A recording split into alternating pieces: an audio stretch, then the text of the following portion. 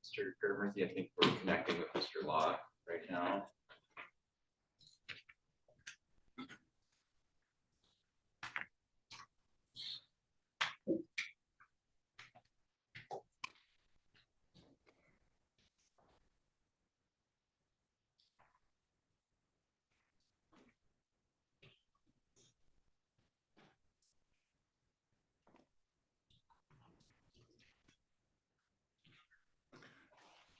I guess while we're waiting for them to connect, is Ms. Wilkerson present? She is.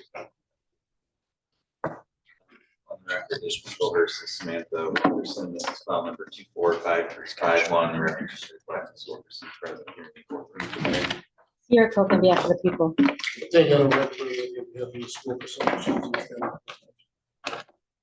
Mr. Germerty, yesterday I received, I believe, a notice that there was going to be a plea today. All right, there'll be a no contest plea. We did submit for the court's review. I think the Scope's office sent the police report. I submitted the transcripts of the exam.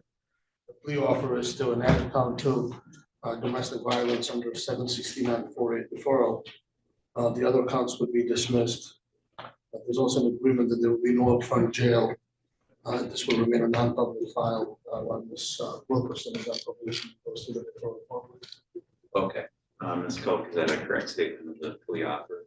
It is, Your Honor. She has no criminal history. We have met with the victim, and everyone is in agreement that this will be the plea if the court will accept it. Ms. Wilkerson, have you had an adequate opportunity to talk to Mr. Germerty about this? Yes, sir.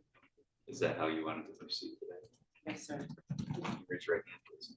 You solemnly swear or affirm the testimony you're about to give will be the truth, the whole truth, and nothing but the truth, so help you God. Yes, sir. Thank you. Lower your hand. Ms. Wilkerson, you're not on any kind of probation or parole. No, sir. Okay. And you understand that the maximum possible penalty for the charge of domestic violence is up to 93 days in jail. Yes, sir. With that in mind, what is your plea to that charge today? No contest. Okay, right now, you have certain rights. I'm going to go through those with you. You have the right to have a trial. You have the right to be tried by a jury. You have the right to be presumed innocent until proven guilty.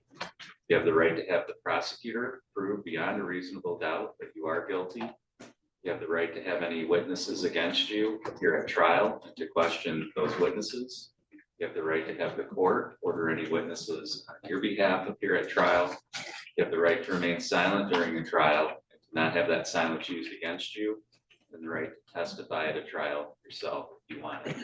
You understand all those rights. Yes, sir. And you understand that you're giving up and waiving all of those rights by pleading or no contest. Yes, sir. Has anybody threatened you with anything to get you to enter this plea? No, sir. Has anyone promised you anything other than what we said here on the record today? No, sir. And is it your own free choice to enter into this plea? Yes, sir. I did have a chance to review the police report prior to today's hearing. Ms. Cope, have you reviewed that report? Yes. Do you agree that it would provide a factual basis for finding of guilt as to domestic violence? Yes. Mr. Gerber, have you also reviewed that report? Yes, Judge, and I would also agree that it would provide factual basis of a lesser charge. So the court is going to mark and admit that police report as Court Exhibit 1 and use that as the factual basis. Ms. Coke, are the people aware of any threats, promises, or inducements other than what's been placed on the record? I think Mr. Germerty said it, but this will be dismissed under 769-4A if she's successful on probation, and everybody expects that she will be. So I just wanted to place that on the record. Thank you. Mr. Germerty, are you aware of any other threats, promises, or inducements? No, Your Honor, nothing other than what was stated on the record. And then I should also state the reason for the no contest plea is potential civil liability and others pending child custody issue and family division. Okay, and we didn't make a record, but Ms. Coke, you don't have an objection to the no contest plea for the reasons stated? No. Ms. Coke, are you satisfied that the court has complied with statute for rolling the taking of this no contest plea? Yes, Your Honor. Yes, sir. Okay. Ms. Wilkerson, the court finds that your plea is knowing and voluntary. The court is satisfied based on support exhibit 1, that there is a factual basis to support a finding that you are guilty of the charge of domestic violence. The court will accept the plea today. I would like to set this for a separate date for a sentencing hearing. I'm not aware of any factors that would cause the court to go outside of what the parties can agree to in terms of the 764A probation, but I would like just PSI so that I can understand the facts here. So Ms. Wilkerson, you're just going to meet with the probation officer just to set up a pre-sentence interview before you leave today. Okay. And then it's just important to stay in touch with Mr. Murphy prior to the next court date, okay? Yes, sir. In light of the plea today, the court will also adjourn the trial that was set for, I believe, next Thursday. Spoke anything further we need to address? No, thank you, Your Honor. No, sir. Thank you, that's all.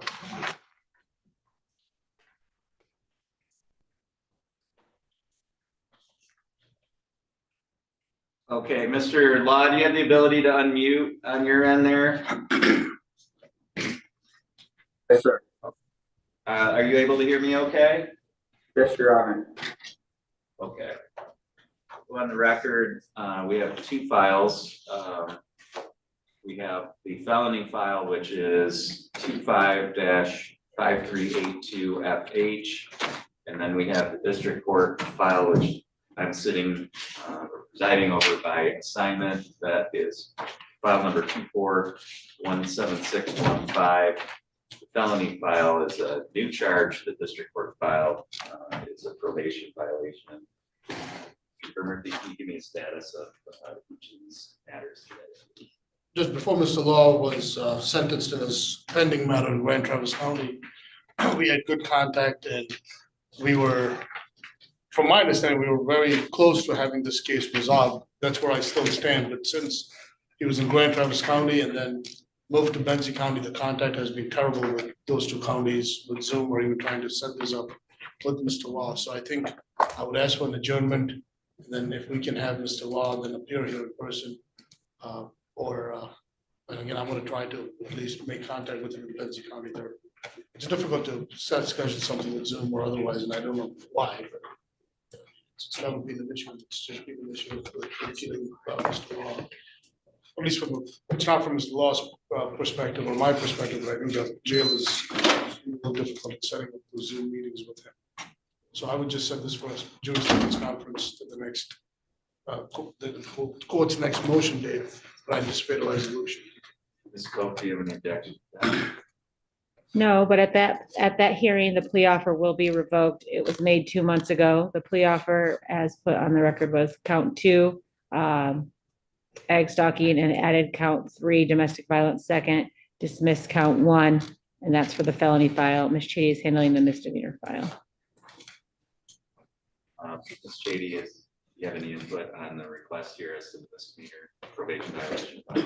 I guess to further clarify, is Mr. Garrett be asking for a further adjournment of the district court probation violation hearings as well? I would, Judge, once there's a plea in the circuit matter, that would just resolve the underlying offense, because that's what stemmed with the violation.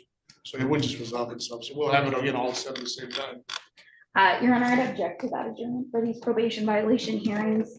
On January 21st, Mr. Law was arraigned on the first probation violation, and then this hearing was set.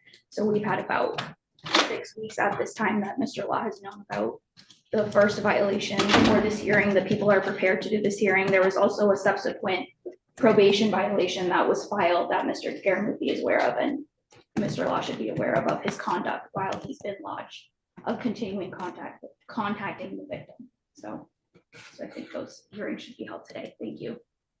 All right, well, I mean, I'm aware that Mr. Law was recently moved to Benzie County for Grand Traverse, since I think I signed the red for his appearance today, late yesterday. So I think there's a reasonable basis for counsel to need to speak to Mr. Law, and I think it's reasonable that he hasn't been able to due to Mr. Law being moved around. Because I believe he was moved to Benzie because of overcrowding Overcrowding, at Grand Traverse jail.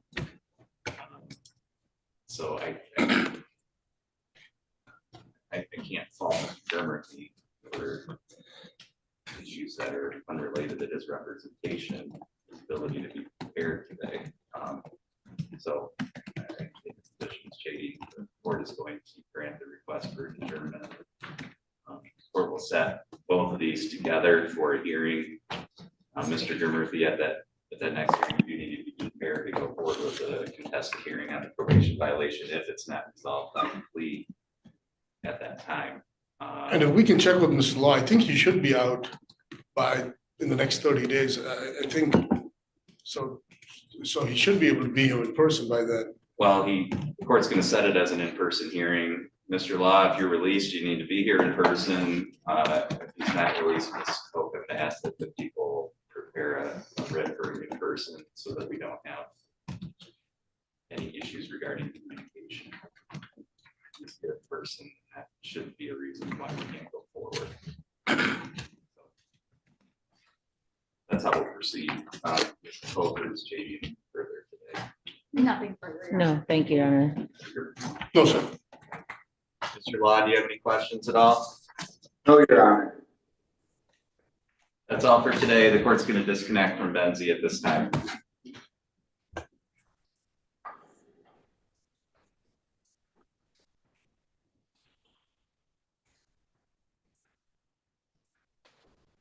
As Mr. Shifflet. Shifflet is your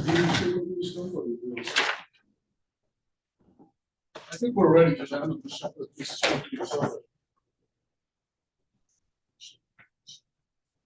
I think The court will call People versus Shifflet, file number 255373. The record should reflect that Ms. Shifflet is present here in the courtroom today. This is the date and time set for sentencing.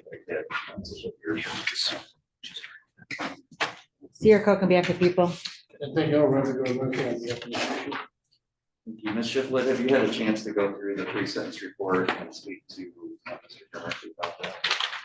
I think so. More time to do that before we go forward here. I haven't really talked to him much since like maybe a month ago. I don't know. We did talk like 2 weeks ago about our pre-sentence report. Okay. We did go over that. I don't know if there's any addition since then she needs to speak with me about. Maybe a little bit, yeah. I've been doing things. Okay. Yeah, sorry. All right, is Mr. Beckman present? Can we take Mr. Beckman's case? Beckman.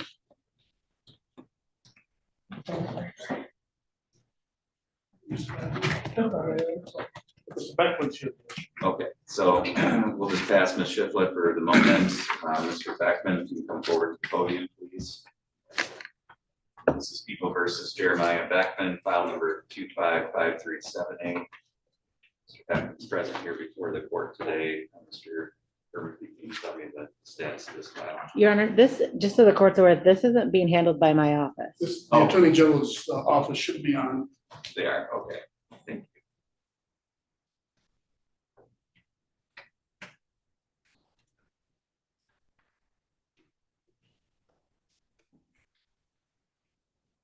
Mr. Wood, if you could unmute, please. Sorry, Judge. Good morning, Your Honor. Good morning. We're on the record now in People versus Jeremiah Beckman. Is that the file that you're signing in on? It is, Your Honor. Okay. If you could put your appearance on, Mr. Wood, please. Good morning, Your Honor. I'm Special Assistant Attorney General Mitchell Wood for the People. Thank you. Mr. Beckman's present here in the courtroom along with his counsel, Mr. Murphy. Mr. Murphy, can you tell me the status of this file today, please? Yes, Your Honor. I've been dealing with Ms. Messer from the AG's office on this matter, and I believe around 5:20 or so yesterday, Mr. Wood emailed me indicating that he was covering this case. The discussions I've had with Ms. Messer, and I simply state that because I don't know if that's changed with Mr. Wood's position, but there was an offer that was tendered where Mr. Beckman would plead to count 1 and count 2 would be dismissed. But in further discussions with Ms. Messer, she was willing to offer a disorderly person. In other words, it would be placed on a delay if the bond amount and some additional monies that Mr. Beckman would be able to pay and get caught up with, I think, almost $4,000 worth of arrears, and then continue paying his monthly obligation. Ms. Messer would agree to put him on a delay, so he would make those monthly obligations for a year. And then at the end, that would end up with a disorderly. I've discussed that with Mr. Beckman. I think he's working towards coming up with those funds. He has $1,000, including the bond amount that's already posted, to go towards that request of at least coming up with that $4,000. But I don't know if that's Mr. Wood's position at this point or not. It is. I'm wondering, so he paid $100 in February only. He's got a $490 a month obligation. So he's got $1,000 today. And how much is the bond? It was a cash bond posted in his name?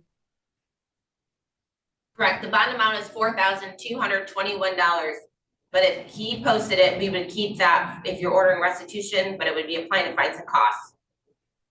Okay, so the 44221 is cash posted in his name, and he wants to pay that over to the child support case. We will. Mr. Gurmurthy? Yeah, we'll keep this bond and apply it to fines and costs and restitution. So in other words, Mr. Wood, it would be, the balance would be applied to the arrears minus whatever the fines and costs would be in this case.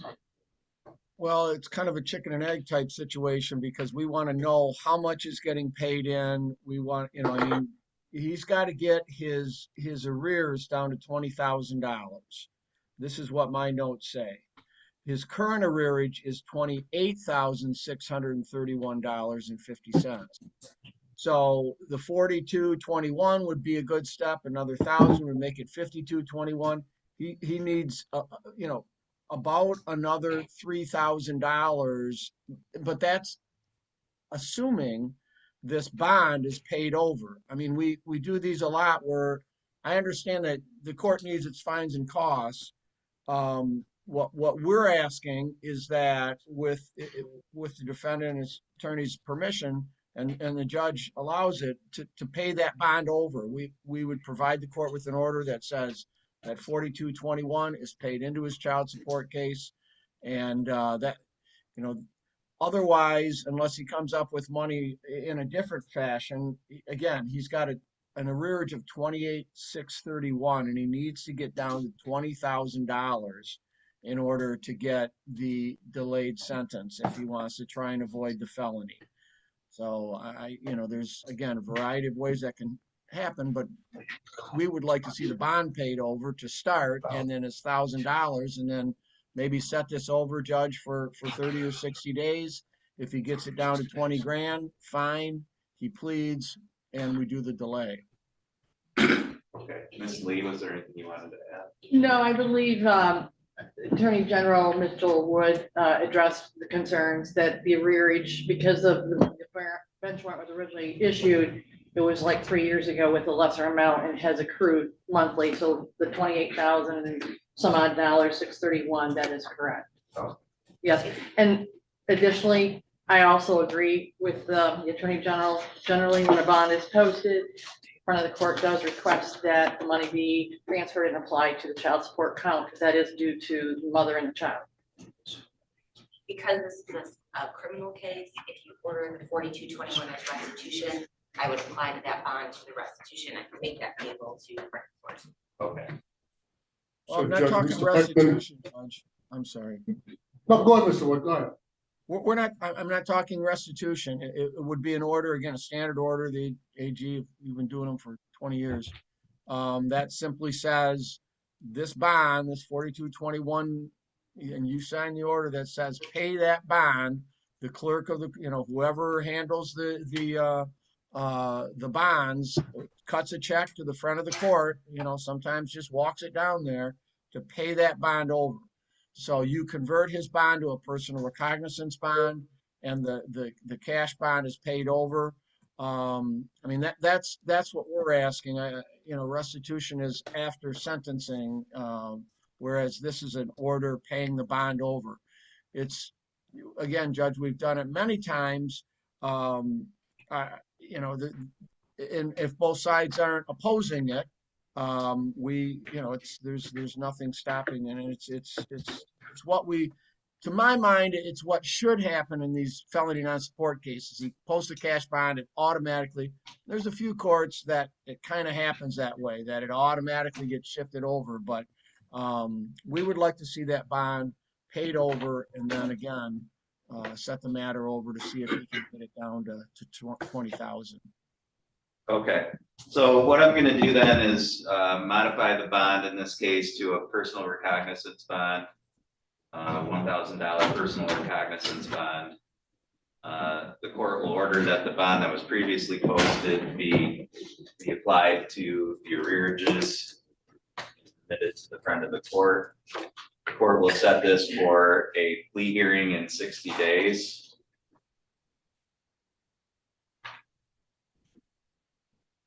And we'll see where we're at that point. And if the AG's office is on the table based on what Mr. Beckman has done between now and then, we'll enter the plea. If not, we can see where we're at and whether or not a plea agreement is going to be possible. And just for the record, Mr. Beckman doesn't object to what the court did. I was going to suggest that that's what the court do, so the bond can be applied. He has $1,000 today. He indicates he could come up with another 1,000 by next week, and then perhaps something more in the next 60 days. So I think that should bring us down closer or below the $20,000. I can get it paid below the 20,000 in 60 days. Okay. I think then that would be beneficial, and we can then go forward with that plea. Mr. Wood, are you going to be on this case going forward, or should I deal with Ms. Masser going forward? The way it works is I'm a special assistant AG now. I retired from that division. I actually ran this unit before I retired. And so not necessarily. You should speak with Ms. Messer about it. But I send them a note laying all this out, so she'll know exactly what happened today. And Okay, my question, Judge, do you need the AG to prepare the new any documentation regarding the PR bond? They will send you an order paying that bond over. That now that we've put it on the record, I assume we'll send you a copy, Mr. Groomworthy, but we'll just send the order directly to the judge. But do you need a bond modification from the AG, or will the court do that? Nope, I've already, just as you've been talking here, I've pulled out the new bond and signed that, so that is in effect as of right now. All right, and the notice of hearing will come from the court regarding the adjourned hearing. Correct, and the AG can appear by video as you're doing today for that hearing. Wonderful. Thank you very much, Judge. Thank you, Mr. Gurumudi. All right, thank you, Mr. Wood. Thank you, Judge. Thank you. Mr. Beckman, just make sure that you stay in touch with Mr. Gurman over the next 60 days. Okay? Yes. All right. I'm going to step out of the Shifflet. Thank you. So let's take a short recess and, or Mr. Isles, are you ready with your case? Yes. You are, okay. We'll call, versus Sylvester. This is file number 245367. Sylvester, and you can vote in there. I can have counsel with your. Sierra Coke on behalf of the people. Scott Isles, on behalf of Alex Sylvester, standing to my left. Yeah, Your Honor, we're just going to ask for a 30-day adjournment. We anticipate a dismissal on this case. Mr. Isles dropped off a check for the amount of money that was due under the contract. We are sending that out to the victim. It's a cashier's check, so we don't expect any problems, but as soon as our victim lets us know it's gone through, we're going to file the dismissal. Works for me, Your Honor. Okay. Do you have any questions? Am I able to go to Tennessee for spring break in 2 weeks? Oh, yeah. It should clear by then, but Yeah, and he has sole custody of this child. Oh, do you have any objection to a modification of bond if this is not discussed prior? No. So I'll just leave that to counsel if it's not valid before then, submit a stipulation, modify bond. thank you, Your Honor. All right, thank you.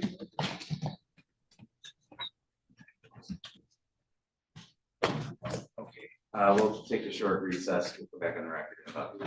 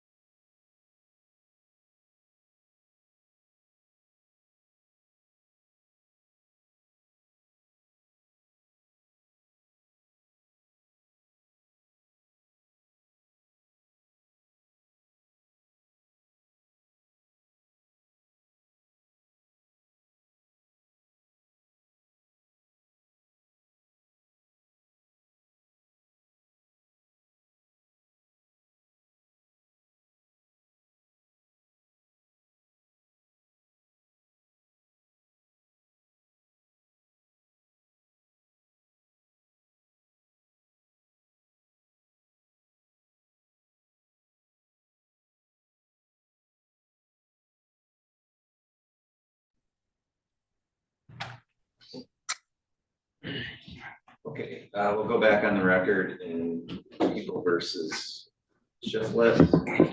Shifflet, to come forward, please. Shifflet, did you have opportunity to speak to Mr. Murphy about the pre-sentence report? Yes, Your Honor. Mr. Murphy, just for the record, I am in receipt of a couple attachments, one from the pretrial services supervisor, Ms. Anderson, and one from the recovery court, I think it's Sheboygan.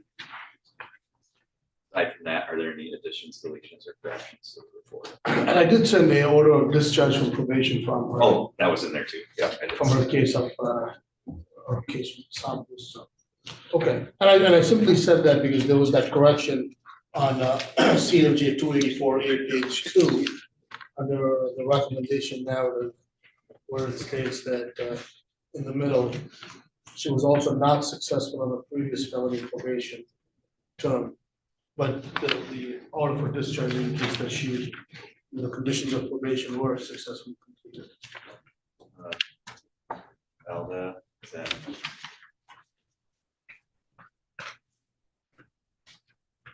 I mean, she had previous violations, I believe, that the new case took place. But I mean, what Mr. Murphy says is accurate. I mean, the discharge says, successful.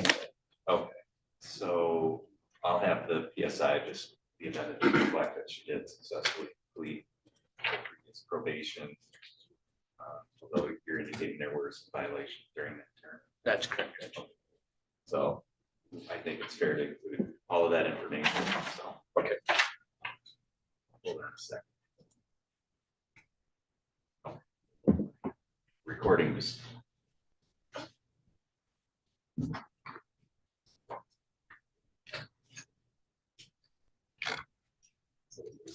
Starting number 1, 3 quarters.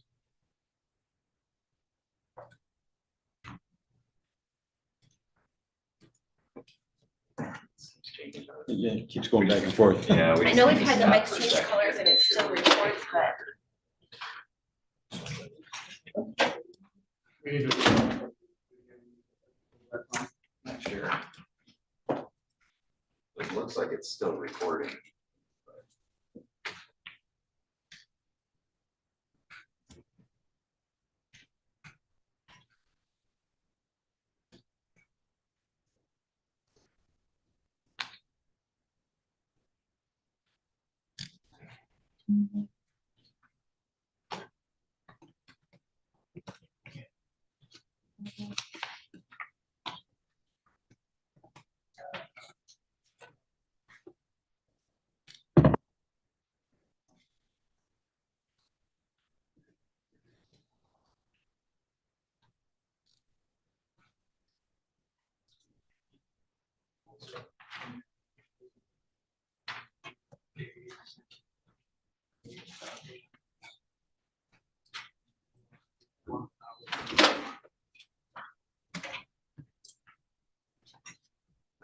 Okay, sorry. Is there a message? And then this keeps changing. Got it. I know we still recorded those going on the second. Yes.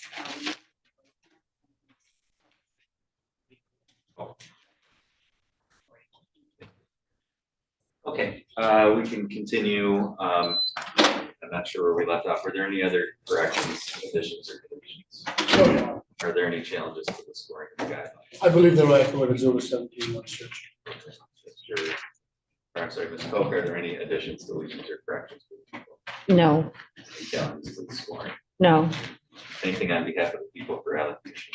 Your Honor, I spoke to the MDSC officer that did the recommendation. The offer or the recommendation here was 45 days jail, no probation. She's on probation in other counties, so it doesn't make sense to double her up on probation.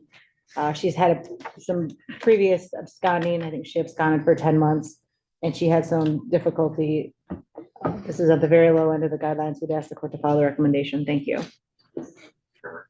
Thank you. Ms. Shifflet currently is not on any probation. She's going to a recovery court in Sheboygan County.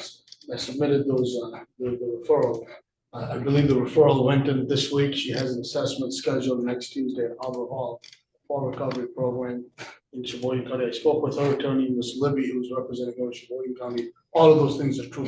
I have even a correspondence with her that she's getting into recovery court up there. Ms. Shifflet is a young individual. She's 23. Ms. Shifflet indicates that she has minor children. She is taking some steps to change her lifestyle at this point and make some strides to better her life for children, get into the recovery court program. She needs some help with addiction and addiction treatment. So for all those reasons, I would simply ask again, the court would hold any jail time in abeyance, put her on a short probationary period here while she gets into recovery court and continues with that. We think that's important for her is to make these assessments, and she's done all of those things. She's maintained contact with recovery court up north. She's gone to her assessments, and as the report from pretrial supervision indicates, she has been 100% compliant. I think this is the best Ms. Shifflet has been while under the supervision of the court. So I think giving her the benefit of not incarcerating her today and allowing her to comply and complete with recovery court is certainly helpful for her for the treatment purposes that she's seeking. That's all I have, Judge. Thank you, Ms. Shifflet. Anything you want to say?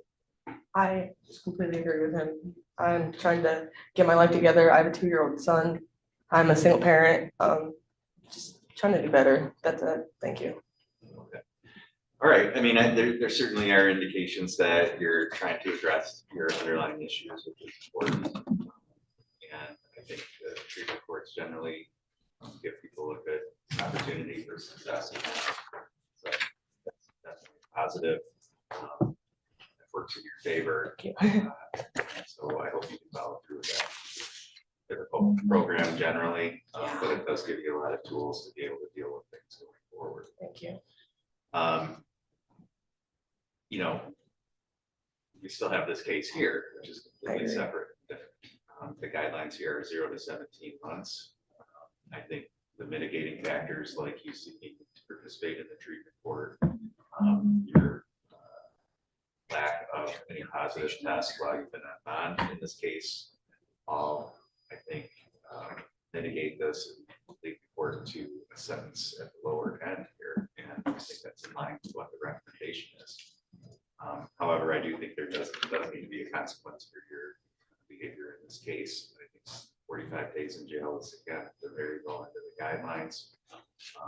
I think it's reasonable. I think it accounts for your past history and what happened in this case. Provide the consequence to that. So I think it's a fair recommendation. The court is going to follow that. Court is going to send you to 45 days in the Crawford County Jail. You do have credit for 1 day served. Court is going to order a crime victims assessment amount of $130, court costs of $325, attorney fees of $350, and a $68 state cost. You have the ability to seek an appeal of this sentence. Mr. Gerberty. I did go over a lot of paperwork and give her a copy of that from the judge. Good luck to going forward. I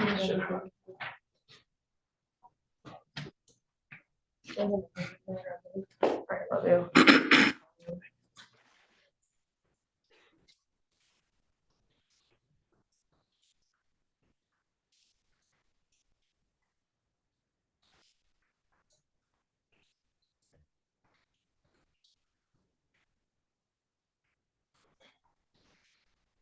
This is Patrick Ross, case number 45352.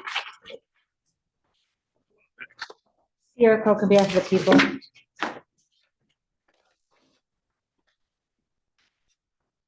Sir, is your name Patrick Ross? Yes, it is. Oh.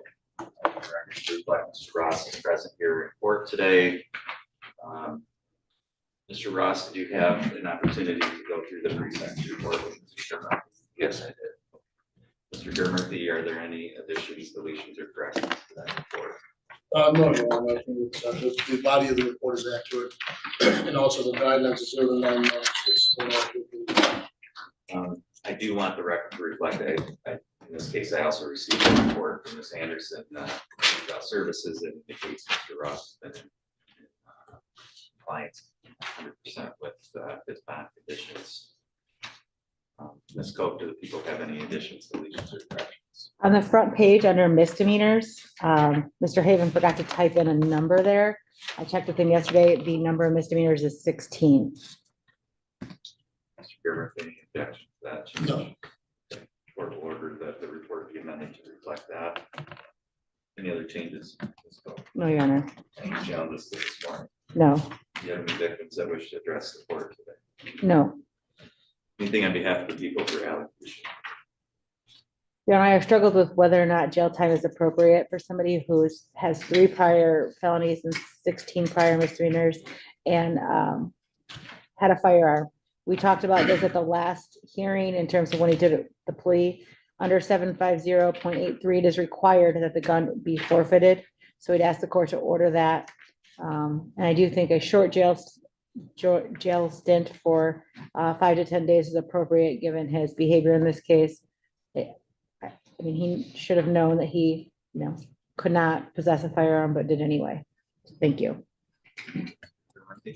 Your Honor, on behalf of Mr. Ross, I believe the last time he was in any serious trouble was in 2017, so just about 8 years or so, he's been put out of any trouble. The incident here stems from some teenagers bothering Mr. Ross, and he ring the doorbell, knock on the door, just antagonizing him, and he let it go for a while till he scared them away, and again, it was a firearm that he had. When the officers arrived, Mr. Ross is very honest, very cordial and open, and indicated what happened. I think the officer sided with Mr. Ross as to how harassing his behavior was. And then in conversations, Mr. Ross did admit and tell him that he had a gun and he scared them, which then suddenly led to this. And I say that because again, Mr. Ross was not trying to hide anything or not be honest or open with the officers. And then, of course, has come to court and took care of the issues here with court by pleading to his violations. I don't think Mr. Ross is challenging the forfeiture action of it, but I think his family is trying to get the heirlooms back or the guns back. And they have filed for the necessary paperwork to go through with getting those family heirlooms back. I think the law doesn't preclude them from doing so. While on bond, Mr. Ross has complied with pre-trial supervision. So when looking at his history, Mr. Ross has always successfully completed probation and has been monitored well. So I don't anticipate any of those issues going forward with Mr. Ross either.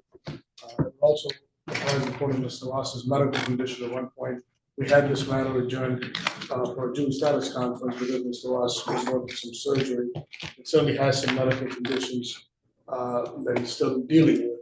I think the recommendation is appropriate to hold him in jail time in advance, and not in concert with Mr. Ross doing this medical history, given his behavior while on bond condition, his behavior with the officer, and being open, honest, cordial, and essentially telling the officer what he did was wrong, and accepted his wrongdoing and how he handled it. He should have suddenly just called the police and handled it that way. But I think Mr. Ross tried to ignore the issue with these children and these are teenagers and tried to ignore the issue of being harassed by them, and then just took things in his own hands, which he should have been done. So I would just ask that no jail at this point be ordered, any jail time in advance, and Mr. Ross should just comply with terms of probation, which I don't believe will be an issue for him. Mr. Ross, anything you wanted to say today? No, that should cover it, Your Honor. I mean, like I said, I had a medical condition and I was kind of, fearing for my safety. And not only did this one gentleman come over and trespass in my yard 3 times, I asked him to leave. Then he came back again with 2 more acquaintances. And that's when I, proceeded to try to scare them off. And like I said, I guess I was in the wrong in doing so. Yeah, so I read through the report. I'm familiar with the information in the report in terms of what happened in the circumstance. There's also a lot of information there about your background and your history and circumstances. I take all of that into account along with what we're going to say here today. And you're not the first person in the history of time to be harassed by teenagers, right? Well, yeah. Good or bad, and excusable or not, it's the kind of thing that happens. And as an adult, it's incumbent on you to address that situation in an adult way. Right. Well, one of my problems. Oh, I'm sorry. Yeah. Not in a teenage way, which is to come out with a gun to try and scare them off. If you were And I think the report's exactly right. If you were truly in fear of your safety, the thing to do is to call the police, have them come take care of it. Not take matters into your own hands. And coming out with a firearm, whether it was loaded or not, nobody else knows that. And trying to scare people off with firearms is just the wrong way to go. So there are many different ways that you could have handled this situation. I'm not saying the kids were right for doing what they were doing. They probably weren't, and they probably, deserve some consequence for their actions. I'm not saying that at all. What I'm saying is your way of dealing with wrongful behavior by other people was not right either. And you're the one who's an adult. You're the one who's supposed to be more mature and to make better decisions. And didn't do that. So I think there's a consequence to be paid for that. I think that the probation is the appropriate way to do that with jail held over your head. I think looking at this circumstance as a whole, I don't feel that at the front end it requires jail time. But I am going to hold jail time in abeyance. I want you to be clear that if you don't comply with your probation, and I do have some concerns about that, even though you have successfully completed probation in the past, a lot of your previous offenses are just kind of not following the rules kind of things. So I want you to be clear that you are going to be held to the conditions of your probation. And that if you don't comply, then I will impose jail time, and your health or anything else isn't going to stop that, because what you'll be telling me at that point is your health isn't as important to you as staying up with your probation. So none of that will be an excuse to avoid jail time forward. You have health conditions that jail is fully capable of accommodating those. So I just want you to be clear that while I don't think upfront jail is warranted, if you don't comply with probation, I will certainly impose jail. So the court is going to place you on probation for a period of 18 months. The court's going to adopt as the conditions of the probation all the terms and conditions listed in the report. The court is going to impose 6 months in the Crawford County Jail with credit for 2 days served. The court's going to hold that time in advance to be served at the discretion of the court. The court is going to order a crime victims assessment of $130. Court costs of $325, attorney fees of $350, $68 state cost, supervision fee while you're on probation of $30 per month. You have the ability to seek an appeal of this sentence, and Mr. Mertz is going to provide some papers to you that explain to you what your appellate rights are. Mr. Mertz, just have Mr. Ross accept. Yes, Your Honor. For the record, I did go over Mr. Ross's appellate rights, and he has his appellate paperwork as well. Thank you. And then, Mr. Haven, are you meeting with Mr. Ross here today? Yes. So just touch base with Mr. Haven before you leave. And Your Honor, is the gun forfeited? Yeah, the court is required under statute to order that. I'm not, of course, ruling one way or the other on anyone else's rights to recover those weapons. Right, thank you. Because that's not a matter before me today. Thank you. Good luck to you. Thank you, Judge.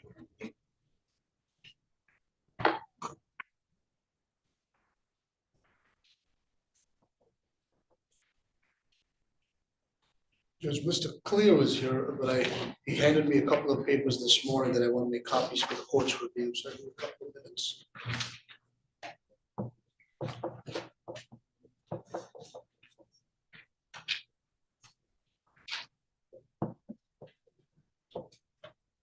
Okay, we'll take short recess. You can get those to Sarah. I will, yes.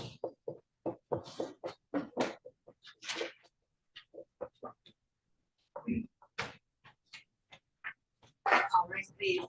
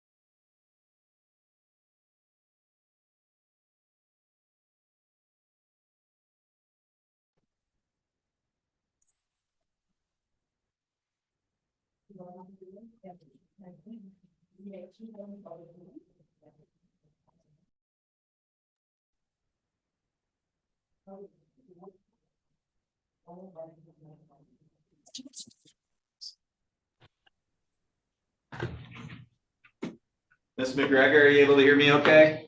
I am, Your Honor. Okay, thank you. Let's see.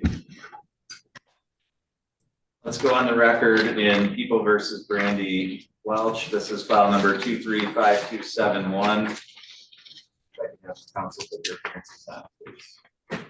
Christy McGregor, Special Prosecutor for Crawford County. Thank you, Your Honor. Jason Thompson, attorney for Brandy Welch. Thank you. This is the date and time set for a sentencing hearing in this matter. Ms. Welch, have you had an adequate opportunity to go through the pre-sentence report and speak to Mr. Thompson about that? Yes. And Mr. Thompson, just for the record, I'm just going through them here. I received a number of letters on behalf of Ms. Welch prior to the hearing today. I have from the Grace Center, I have a letter from Ms. Welch's father, from Mr. Ayers, a report from Harbor Hall, a report from Ms. Anderson from Pretrial Services, a letter from Ms. Welch herself. I did have a chance to review all of those things prior to the hearing today. In addition to the PSI. Aside from that, are there any additions, deletions, or corrections? Just an update on the day's credit, Your Honor. Mr. McFalda had run the numbers, and I agree with him. 108, Judge. Yes, actually I have 109 because there was one day at the initial arrest, and then you have 108 up till through today's date.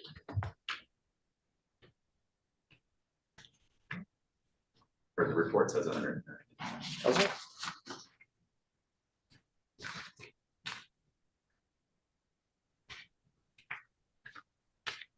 Okay. I have 108, but I don't know where does that say that at? Here, it's Mr. McFalda referring to this. Oh. 36, what's today, but, okay, 109, Judge. Okay. Any other corrections, Mr.? No other corrections, and that's just an update to reflect the new sentence date. Any challenges to the scoring of the guidelines? No challenges to the scoring. Ms. Koch, the people have any additions, deletions, or I'm sorry, Ms. McGregor, do the people have any additions, deletions, or corrections? No additions, deletions, or corrections or challenges to the scoring, Your Honor. Okay, Ms. McGregor, anything by way of allocution on behalf of the people? Yes, Your Honor. When you look at this case, the defendant has 3 prior felonies, 7 prior misdemeanors that are on the prior record. But I want to specifically look at those charges, Your Honor. When you take into account in 2020, Ms. Welch had a possession of methamphetamine out of Roscommon County that she pled to. She did 30 days in jail with 1 year probation. During that period of time, she was several bond violations for an additional 30 days. She was unsuccessfully discharged from probation on 5/3/2022 of multiple violations that included new felony behavior. Then when you look further on, Miss Welch's criminal history is fraught with substance abuse. There's OWIs, operating while impaired. But then in 2022, she also had another charge or arrest for possession of methamphetamine as a second or subsequent. That was later pled to a possession of meth, and she received 4 months in jail. Then again, in 2022 of March, she had another arrest for possession of methamphetamine, second or subsequent, and her final charge was a controlled substance maintaining a drug house that she pled to in 23 and did 5 months in jail. After that, she also had a charge for resisting and obstructing, but I want to focus on the drug charges because I think that's important. When you look at community sanction and whether an individual is appropriate to maintain on probation within the community, you have to look at what they have done prior. And in this instance, the court has given, or several courts have given, Ms. Welch opportunities throughout her criminal history and her substance abuse to go to Harbor Hall, to attend Grace Center. And I think notably that if you review the PSI, it said in here that Ms. Welch did attend Harbor Hall and that they requested her to stay longer after the 30 days, and she declined that service. Well, she was on bond out of this charge. She had 2 violations. And I think that's telling, Your Honor. I think that's more telling than anything to say that Ms. Welch is no longer community sanctioned material. Supervision within the community. I know MDOC has made that recommendation of 10 months, but when you look at her criminal history and when you look at what she's done while she's been on bond or on probation for that matter, she's violated. She's violated your bond conditions, your orders through this court during the pendency of this trial, and continued to use methamphetamine. She violated her bond in her first controlled substance case and was unsuccessfully discharged. So community supervision is for people that have the ability to have rehabilitation within the community. There's a punitive sanction to that, but it looks at whether we believe that this individual is appropriate to have community supervision, that those services that community can offer, that she'll be successful on. And she hasn't been. She hasn't been since the period of 2004. So for 20 years, she continues to violate criminal law. She continues to use controlled substances while on bond, while on probation.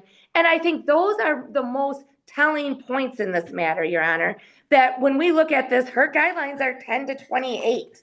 I understand MDOC recommends the bottom of the guidelines. I don't believe she's community supervision anymore based on that. The services that have been offered to her throughout the pendency of her criminal history, she either didn't take advantage of or took advantage of some of them and then didn't follow the recommendations.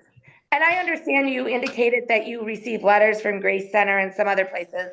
I guess there was a few of those letters I didn't receive, but I'm not really concerned about that because when I look at her criminal history and her ability to maintain sobriety and be an effective member of the community and not involved in the criminal justice system anymore, I don't think she meets that standard. And I don't believe any longer that she is community supervision. 17 criminal charges dating back for 20 years that are thought with controlled substance and alcohol, along with other things, but we're focusing today on the controlled substance and the use of substances. And so therefore, I'm asking for the court to consider, when you look at these guidelines, I'd ask for the court to consider 18 months. It's the middle of the guidelines. I think she's had sanctions of 4 months, 5 months, 30 days, and none of those have been successful. So I don't think today, if we sentence her to 10 months, that she'll be successful. And I think that she should receive an MDOC sanction and come out on parole, and maybe those services will be more adequate to help her needs. But when you look at, this case revolved around a vehicle driving, and there's several cases of OWIs or having drugs in a car. And so when you look also for safety of the community, which should be paramount for any prosecutor to argue, I don't think her continuing to use substances and being under the influence and driving while she was on bond to get tested under the influence is keeping the Crawford County community safe. And that's why today I'm asking for a sanction in the middle of the guidelines, Your Honor. Thank you. Mr. Thompson, anything to add as well? Thank you, Honor. I take the opposite position on behalf of Brandy. Brandy's a person who's been struggling with substance abuse. There's no doubt about it, but I reject that sort of broad characterization that she hasn't been successful. I think she's been successful in a lot of things. I think she's had a lot of her life go with 2 steps forward, 1 step back. And I think you can paint that with a broad brush and say there have been setbacks along the way. And I think you can also say she's a person who's accomplished a lot of things, who has children that she loves very much, who is a good employee, who has support from her family and from her loved ones, who is a person who still has a lot to offer this community, who is a part of this community. I think when you're looking at a community sanction, you should look at community support. And I think courts received indications of community support. I think Ms. Welch has indicated a willingness to attend rehab and a willingness to not just attend rehab, but to engage in it. And that's what struck me about her letter that she wrote to the court. I thought it was very well written. I thought it struck the right tone in terms of, I think she has learned a lot. I think she has acknowledged a lot of her struggles, but at one point she indicates that even though she's dealing with controlled substance abuse, and even though she's dealing with relapse, that she's not helpless.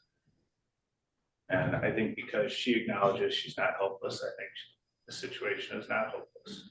I think she is a person who is growing. I think there have been setbacks. I think there have been setbacks during this case. But respectfully, Your Honor, I think Ms. Welch is a person who would benefit from a community sanction, who would benefit from continued monitoring. I think she's a person who would benefit from being in this community. So I would respectfully urge the court to adopt a community sanction and community supervision as suggested by probation department. I think 10 months is an appropriate sentence in this case. I just ask the court to consider that. Thank you. That's Rob, anything you wanted to say?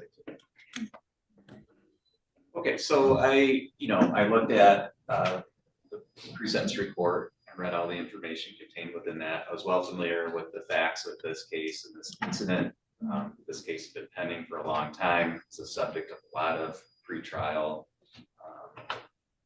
motions. We had issues regarding, your bond, violations of the bond, hearings related to that. So through the course of all of those hearings, I became very familiar with the facts of this case, your kind of issues, I think, generally.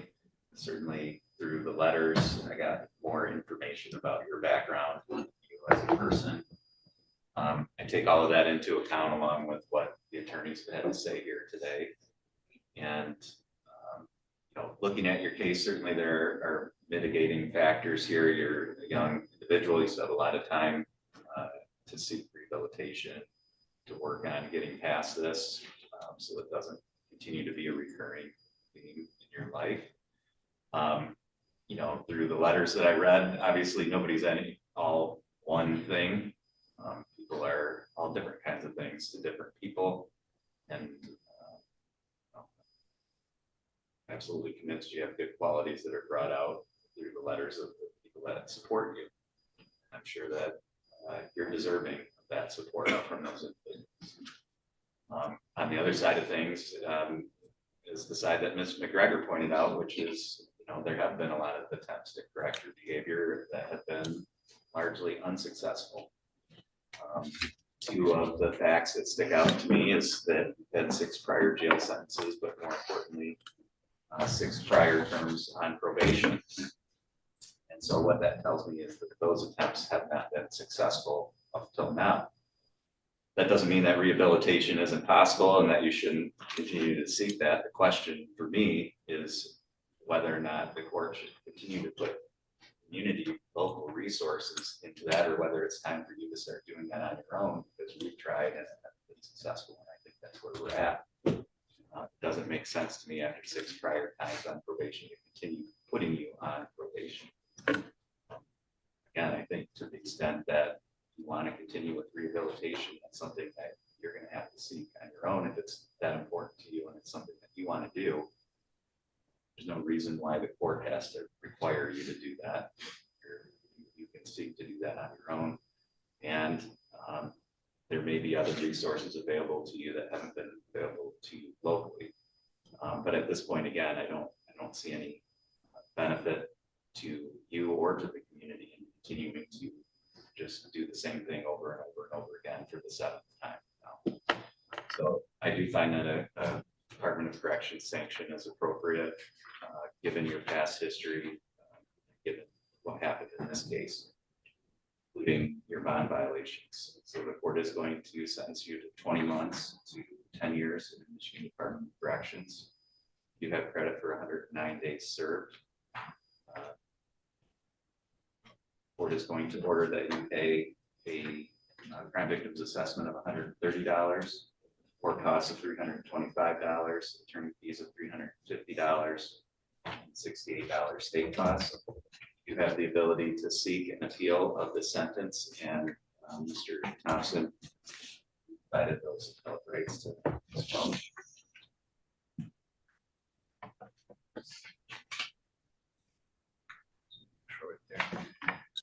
Your Honor, the PSI indicates that Ms. Welch is SAI eligible. Would the court have a position today on that SAI program? Yeah, I'm not going to have an objection to your participation in the boot camp program. If the court indicates you're eligible, I'll get a notice from the Department of Corrections as to whether or not you actually are, but I do think that the program may be beneficial to you. Again, where traditional probation hasn't, perhaps that may have an impact. So I don't have an objection to that.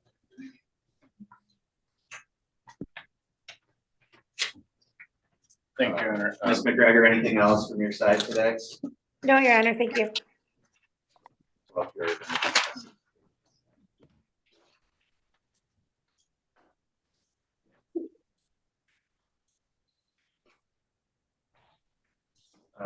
Mr. Germer, you're ready with Mr. Crawford's case. Versus Crawford.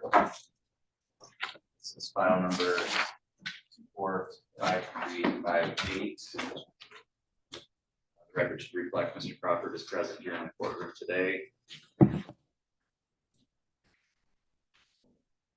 Mr. Crawford, if you had an opportunity to go through the pre-sentence report and speak to Mr. Germer about that. Yes, sir. Okay. Germer, is there any additions to the corrections to that report? No, Are there any challenges to the scoring of the guidelines? no, I believe it's accurate scores everyone uses. Spoke any additions to the corrections? No, Your Honor, but we do have a victim that is appearing on Zoom that would like to speak today. Is that Mr. Nichols? Yes.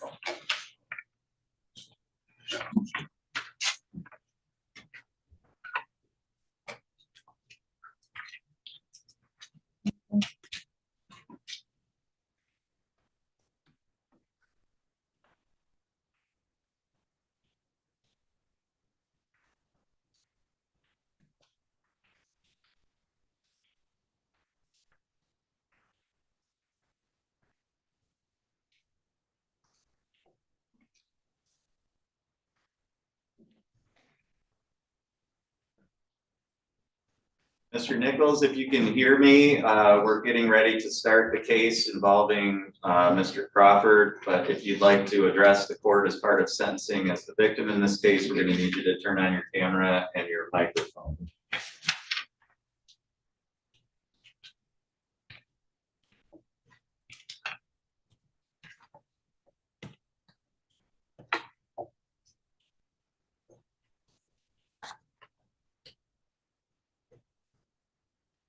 So Mr. Nichols, you're going to need to go into your Zoom app and connect your audio. There we go. Okay, and then now you just need to unmute. Thank you. So Mr. Nichols, are you able to hear me okay? Okay. Yes, sir.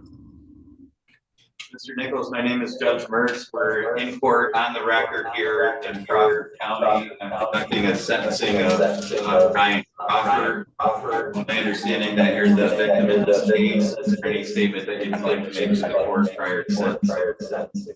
Yes, there is. Please go ahead and do that. First, I'd like to start by apologizing for not being able to be there in person. I live quite a ways away, so it's hard for us to get up there. But the biggest reason I wanted to make a statement today is there's a lot more that goes on to this case than just a normal trespass and the theft that occurred. Sorry. My parents were killed out on that property. And they went out onto that property with no regard for my family whatsoever. For what we've been through and what we've been dealing with for a year and a half. I apologize for how I'm acting, but there was an investigation going on to find out what happened out on the property with my parents, and that property was posted. It was fenced off, bright red postings of do not come onto the property, do not trespass. One of the canoes that they tried to steal, my mom's body was 5 feet from that canoe.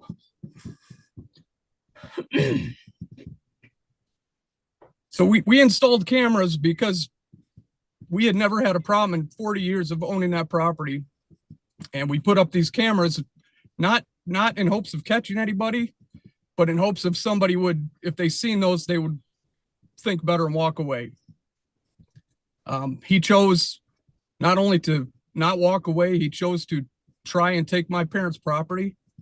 He tried to take advantage of our situation. He tried to take advantage of the fact that he knew what was going on that property. He admitted that to the sheriff's deputy. I want to thank the sheriff's deputies for their actions and how fast they found him and his daughter. I want to thank all the people of Levels who stepped up and admitted they knew this guy and they knew him from around town.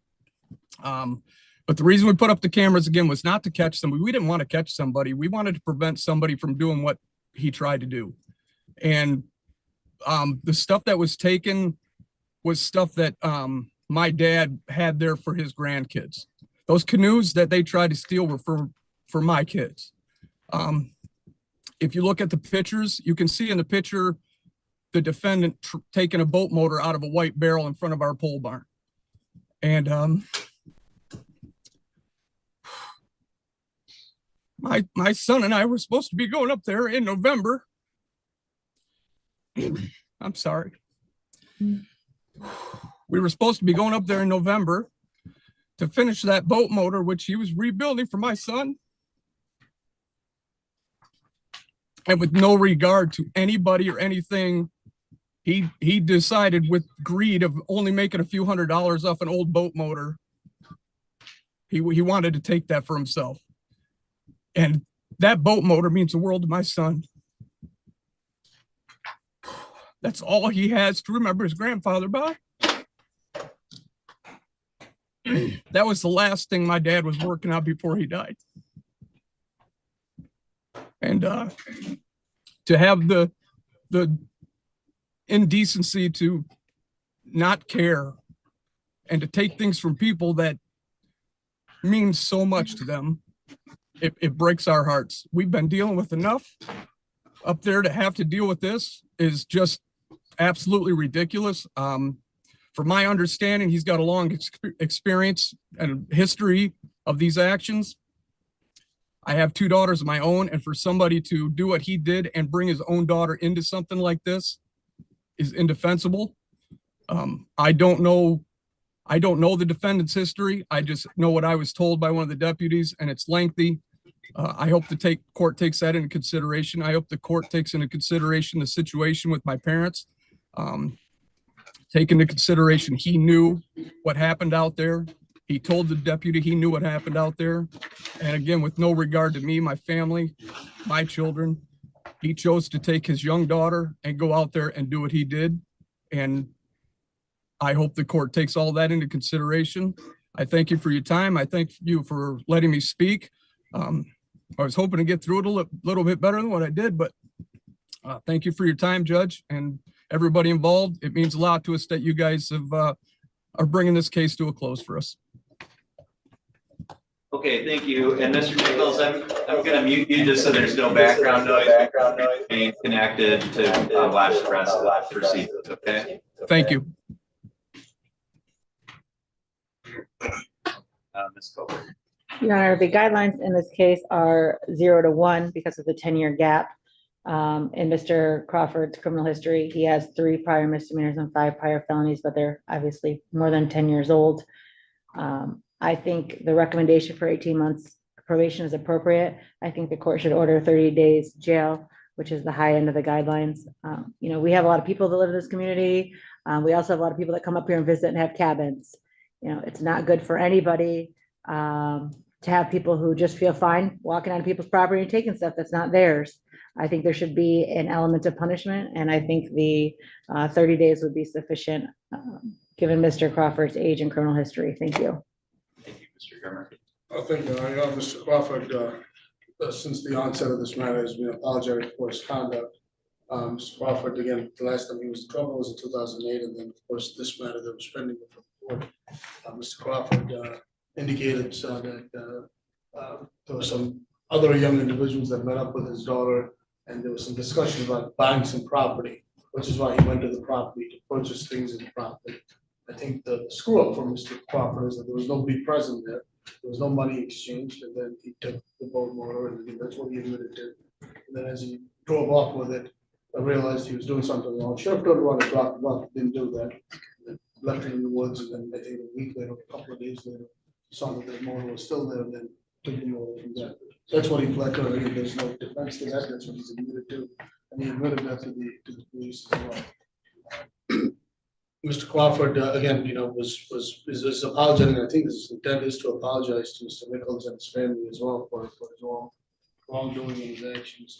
Mr. Crawford also does not live here, and again has a cabin up here and visits and comes up here. So, in defending this case, there are issues that I can't make sense of either as to why this happened the way it did, and certainly Mr. Crawford doesn't really have much of a defense other than admitting to what he did and admitted that to the deputies when they first investigated this matter as well. Mr. Crawford lives in the Saginaw area. Mr. Crawford indicates that he's going to pay his fines and costs in full today, including the restitution that is owed, so that will be paid for.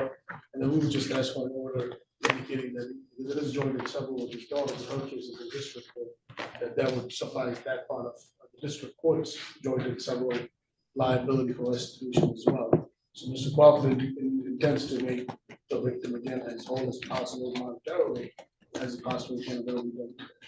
I don't know. Thank you. Mr. Crawford, anything you wanted to say? Yes, Your Honor.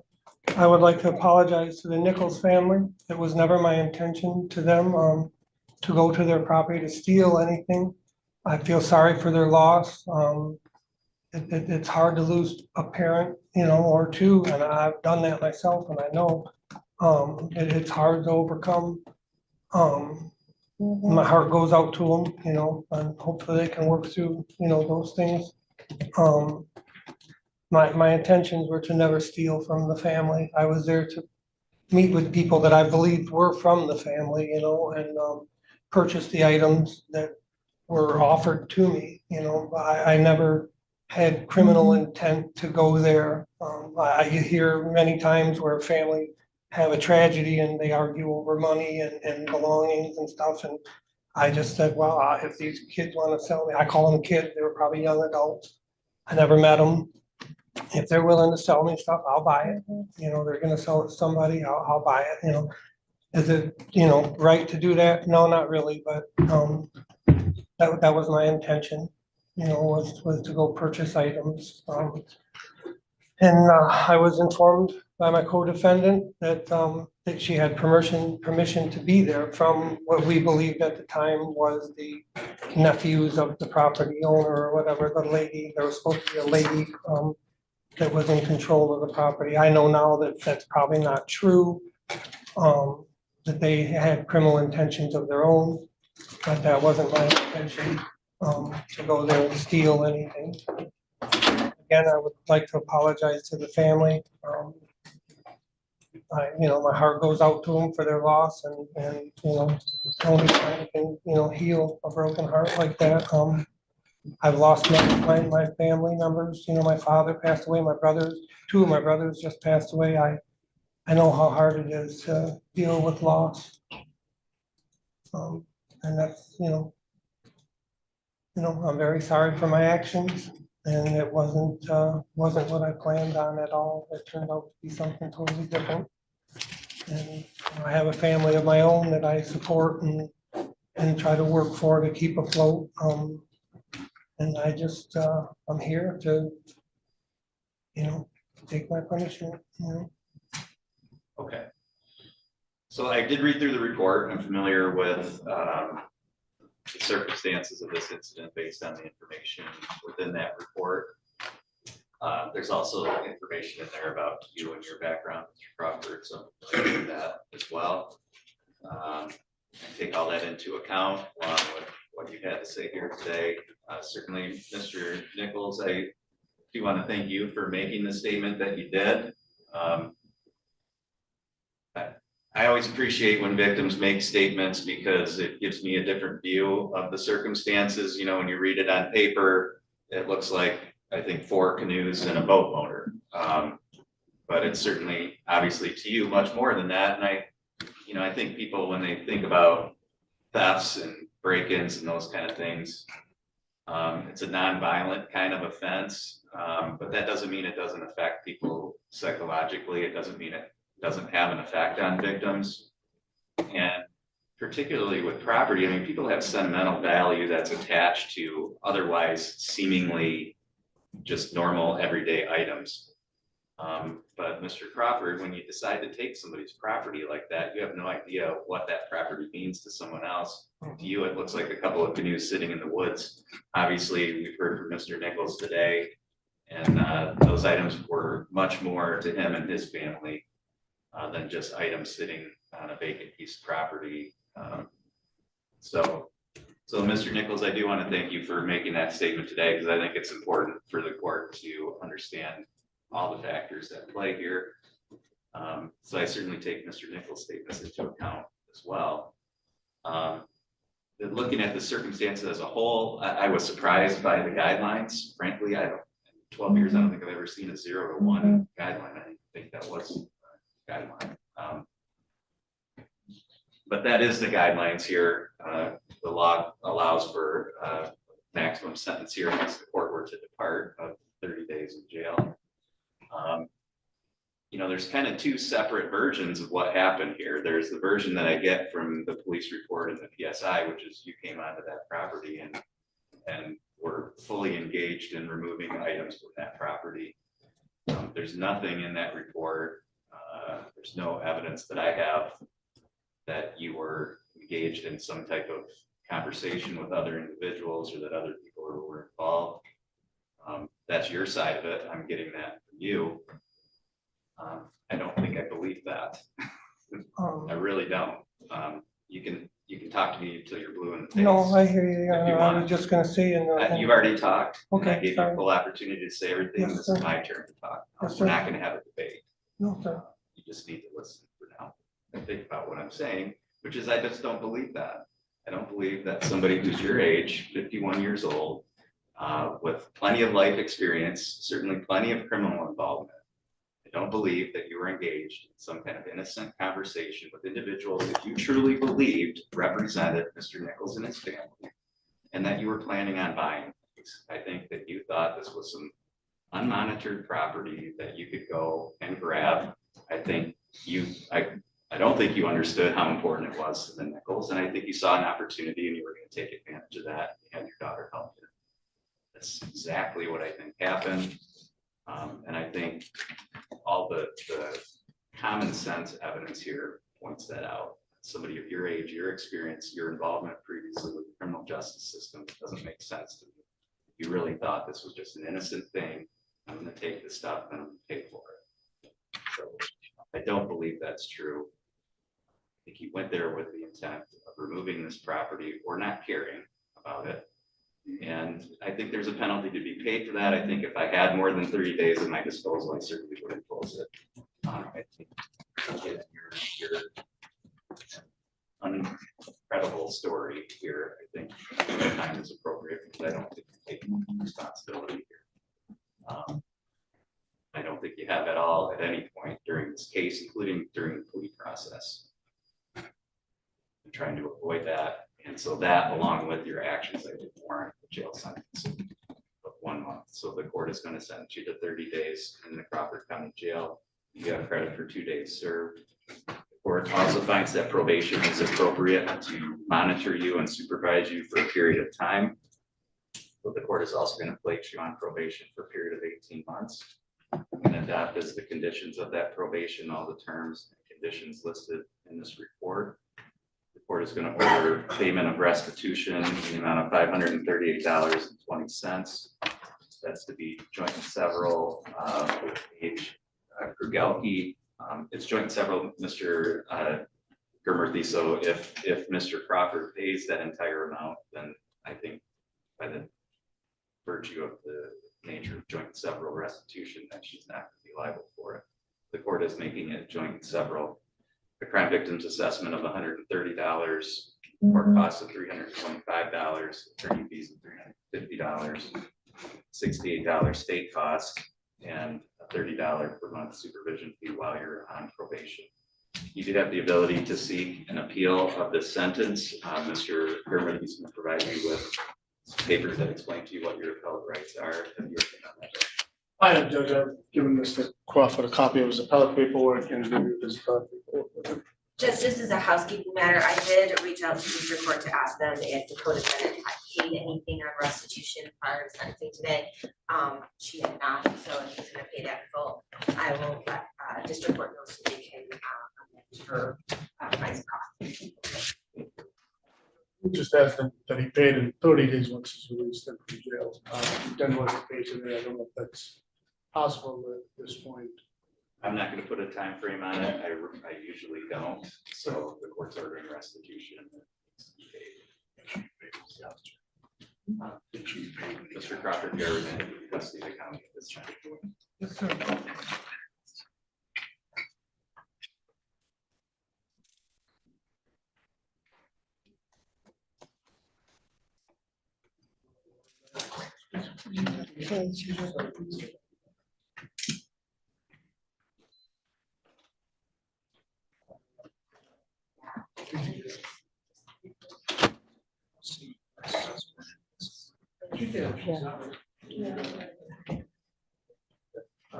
Next matter is People versus Heather Merchant Park, file number 255384.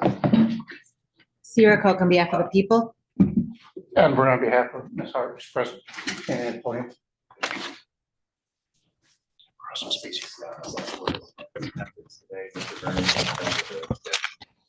Yes, the client is going to be entering a plea pursuant to an agreement. Tell me the terms of that. I have, we reduced them to writing. The offer is to attempt R&O, which is attempt count 1, and added count of OWI high BAC. The PAC code is 257.6251C. Both of those are misdemeanors. Again, that's added 6.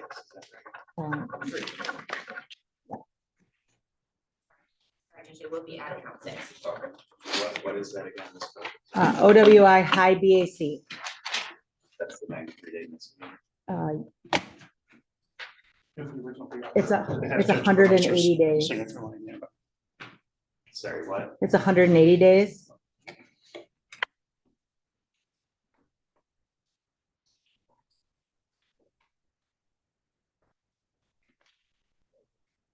Ms. Merchant, Park, we had an adequate opportunity to speak to Mr. Berman about this plea arrangement. Okay, and what we've discussed here on the record, is that what you discussed with him? Is it the same? Is that how you want to proceed today?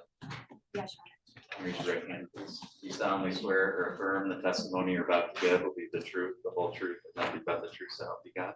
Yes, sure. Lower your hand. Ms. Merchant Hart, are you currently on any probation or parole? Sure. She's on bond for this. Right, okay. You don't have any other cases in any other courts No. here? You understand that by pleading guilty to attempted resisting obstructing, the maximum penalty you could face for that charge would be up to 1 year in jail? Yes, sure. And that operating with a high blood alcohol content, the maximum penalty you could face would be up to 6 months in jail. Do you understand? Yes, sure. With those two maximum possible penalties in mind, what is your plea to those charges? Right now, you have certain rights. I'm going to go through those with you.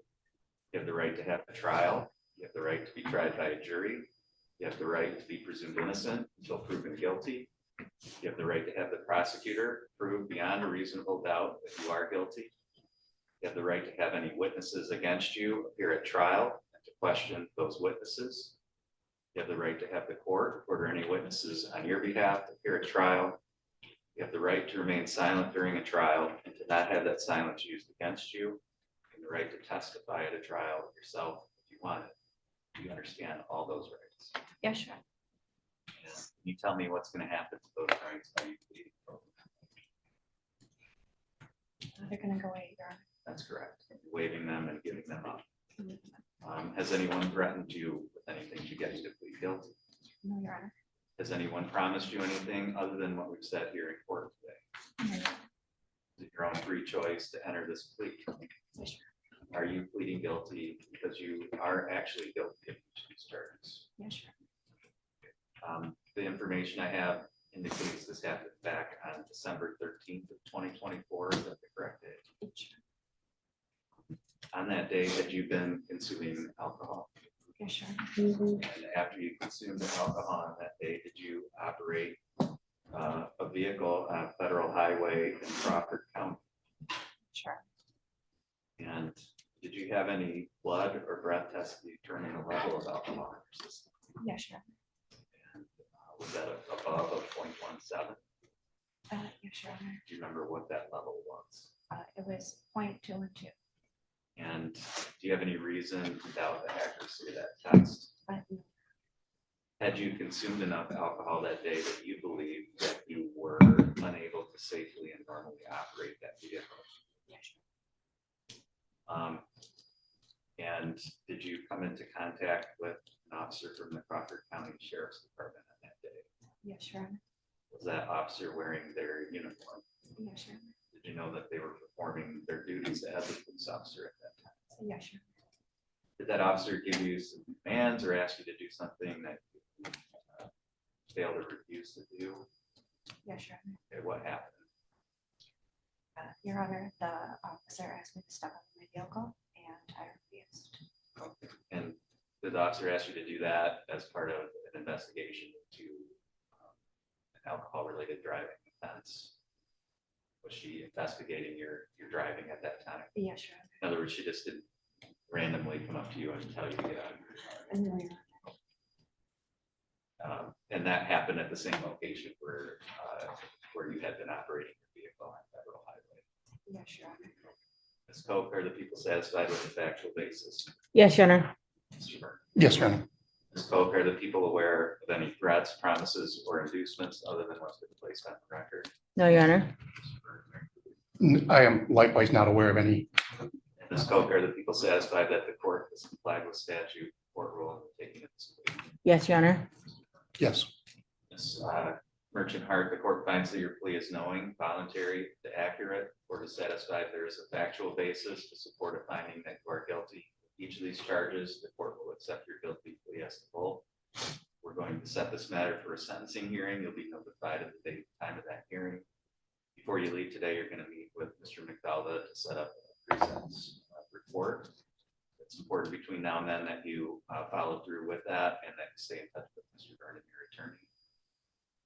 Ms. Koch, anything further we need to address today? No, thank you, Your Honor. Nothing else. Thank you. That's all for today.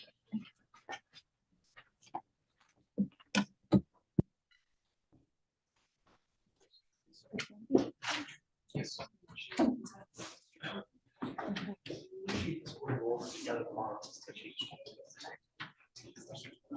What? Yeah? Okay. Yes. No, that is. Mr. Deval. Yeah.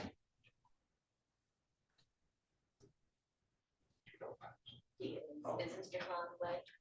That's right here.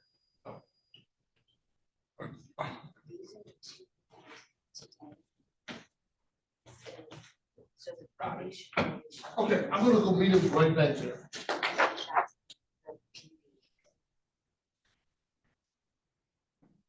You need a chance to talk about that.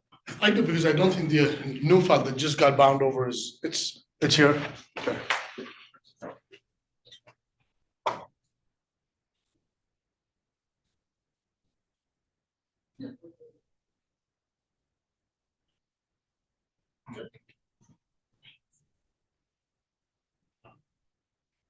Mr. Trush, I just want to check in. Are you signing in for the arraignment on Mr. Deval? Yes, I am. Okay.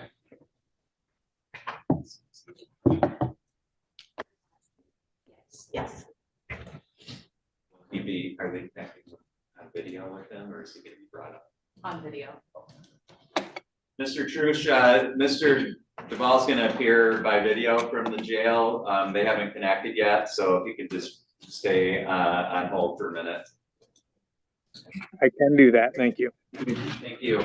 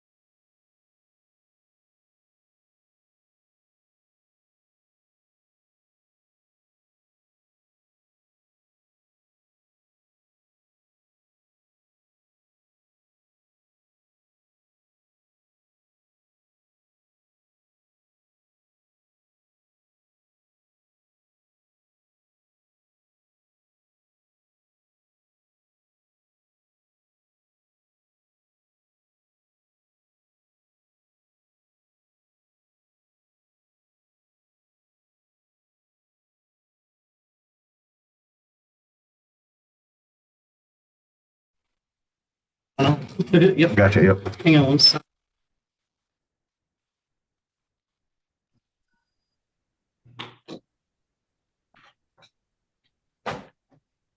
Okay, do we have Mr. Deval there? Mr. Deval, can you hear me? Yes, sir. Okay. All right, we'll go on the record in People versus Larry Deval. This is District Court file number 2517825. And sir, your name is Larry Deval, is that correct? Yes, sir.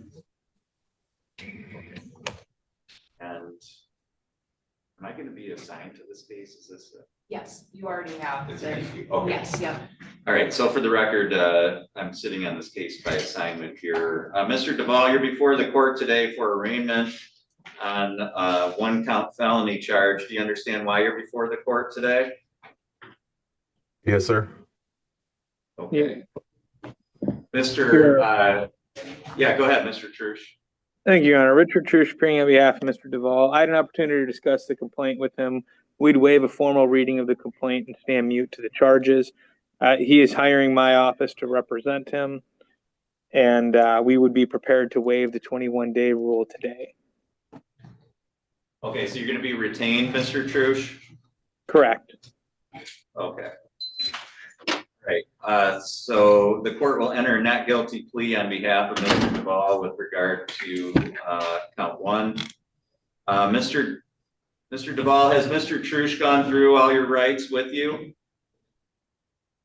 Yes. Okay, and you understand that if you can't afford an attorney, you would have the right to have one appointed for you at public expense? Yes, sir. But at this time, you're going to retain or hire Mr. Trush to represent you, is that correct? Yes, sir. Okay. In terms of bond pending the next hearing, Ms. Cope, if people take any position on that? Your Honor, the allegations in this case involve Mr. Deval touching a 14-year-old's side of her breast and putting his hand at the edge of her waistband at sort of a family neighborhood function on New Year's Eve. He has limited criminal history. It is very old. His criminal history is from 1994, 1995. He's had no other such allegations regarding CSC or anything else. Those were drug cases in the 90s. I defer to the court on the amount. Frankly, I generally don't know the amounts always set by the court, but those are the facts. Thank you. Thank you. Mr. Trush, anything on behalf of Mr. Deval regarding bond pending the court's next hearing? Yes, Your Honor. So my understanding is similar to the prosecutors in terms of his prior history. He did report to me he had some things some time ago. He's a longtime resident of the community. He owns a home here. He has stable work here. He acts as a caregiver for his father. I don't think he presents as a flight risk at all. In addition to that, he turned himself in on the warrant. So he contacted me. We knew it was out there. We made arrangements for him to turn himself in at the jail and such. So I don't think he presents as a flight risk. I think conditions can be used to mitigate any harm to the community or risk of harm to the community. I would suggest to the court a $5,000 cash or surety would be an appropriate amount of bond. All right, I do find that to be a reasonable amount of bond, given the statements of all counsel here on the record. And that actually is the amount that I was writing in. So I agree with Mr. Trush that that's an adequate amount to assure Mr. Deval's appearance at future hearings as well as public safety. The court is also going to impose all other standard terms and conditions of bond. The court is going to impose no contact with the complaining witness in this case. I don't want to put that name here on the record because that is a minor individual. And then the court will also require that Mr. Deval, if he posts bond, report to Ms. Anderson at pretrial services, which is also indicated on the bond form. The next court hearing, Mr. Deval, will be on April 21st at 3 p.m. That's for a felony pretrial. And then the court will set this for preliminary exam on May 15th at 9 a.m. The court will provide written notice of the date and time of both of those hearings to counsel and to Mr. Deval. Ms. Cope, anything else we need to address on these files today? No, thank you. Mr. Trush, anything else we need to address from your side? Not today, thank you. Yeah, I should make a record. I do know Mr. Deval not well. I've seen him at a couple of community events in town. I talked to Mr.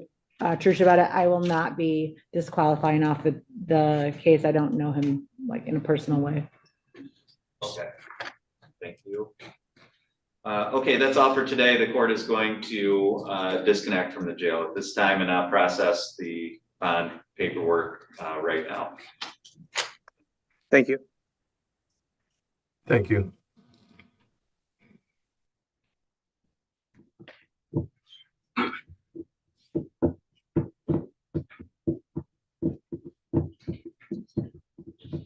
Did you want the bond?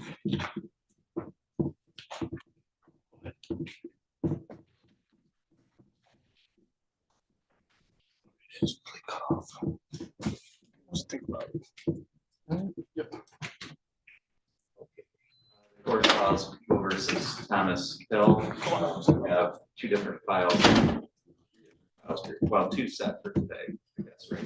Two set. Correct. The third one that you just got found over on Tuesday, I didn't send that to you. And that does also not have the what they. Oh. So the files we're addressing the docket today are 24528 FH, that's the probation violation file. And file number 255386 FH. We may also be discussing the newly found over file, which is 255392 FH. I could have counsel for your appearance. Sierra Coke on behalf of the people. Thank you. I'll run the government for the Mr. Hill. Record should reflect Mr. Hill's present here today. Mr. Grimmerty, how did you want to proceed? There's the three files, one's a probation violation. I would ask that the probation violation file be adjourned until we resolve the underlying two files. It was a violation stemmed from those new charges. The newest file was just bound over 2 days ago. It was set for next week. I had it moved in district court to try and get them all together. So they're all here together now. So I would ask the two new files, it's our first status conference, we adjourned for 30 days with the plea cutoff. Mr. Hill received some plea offers. I think he needs some time to think about it. He's indicated to me there might be a defense at least on one of the files. So he has to give me that information. He still hasn't been able to do that. And then I'd like to address bond, because I think Mr. Hill's posted bond on one of the files, but he can't post it on the other. So we can address it. He's unable to post bond. I'd like to revoke bond. So he's getting credit for all the files as well. As to the adjournment of the probation violation, Mr. Deval, is there objection to that? No objection. As to the other requests, Ms. Coe? Your Honor, I have no objection. The plea offer will be pulled at the next hearing, but it did just get bound over, so it kind of makes sense for him to have some time to go over all of them with his attorney. Okay, so the court will set the both new felon, or both felony files for a status conference at its April motion day. The court will adjourn further hearings on the probation violation file for 90 days. I'll address it sooner if we need to, but that'll be a control date to address the probation violation to the extent that the felony files haven't been resolved by that point. In terms of bond, you know.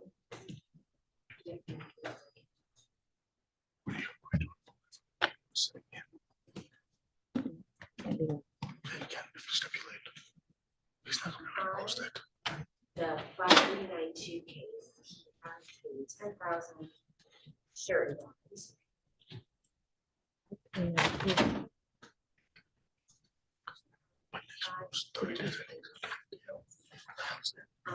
That bond was posted through a third party poster. That was $6,000. Correct. The new bind of 5392 is a $10,000 bond. You want me to check the probation violation case? But it sounds like Mr. Hill is not going to post bond on the loose file. That bond was also posted by the same third party poster that posted it in 5386. So in the probation violation file and the 5386 file, there are bonds posted. So I want to ask to have those revoked. I would ask those to be revoked. I think I asked Ms. Cope if she would agree to revoke it from the date of when he was incarcerated. I think it was just 2 weeks ago. I didn't hear an answer from Ms. Cope, but I would ask that we revoke his bond so he's getting credit for the funds. You're all right. Whatever the court wants to do is fine with me. I don't object if that's what the court wants to do. Okay, so I'll ask that you prepare a stipulation in order revoking bond as of the date of incarceration and submit that to the court. I will.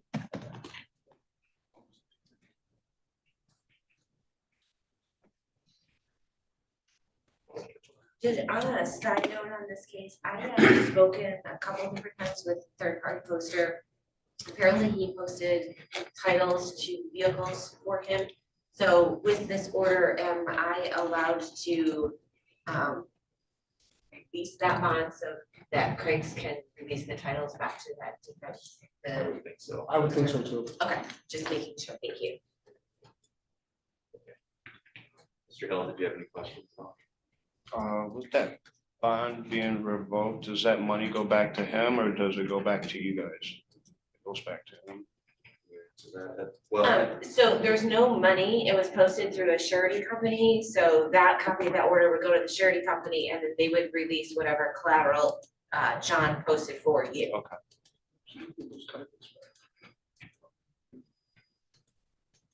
Okay, that's all for today on these cases, and then Mr. Hill will be brought back for your hearing.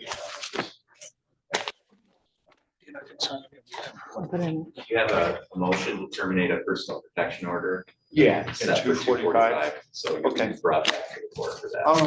I had a question. I got a $25 bill for that. Like, what does that mean exactly? I guess. Right now I don't have the money to pay it. You'll have to talk to the sheriff's department. They did the service for you, so you owe them. Also, I owe the sheriff's department. That would be for the service to serve the other side notice. Okay. So Judge, I did not know that the hearing was today. Yes. I have to talk to Mr. Thompson in Cruz's office. And I would just ask the court if, because I don't know what that says, I'm not on the PPO file. The statements are being made, or Mr. Hill made statement that can be used against him. Criminal matter, I think we have to take some caution.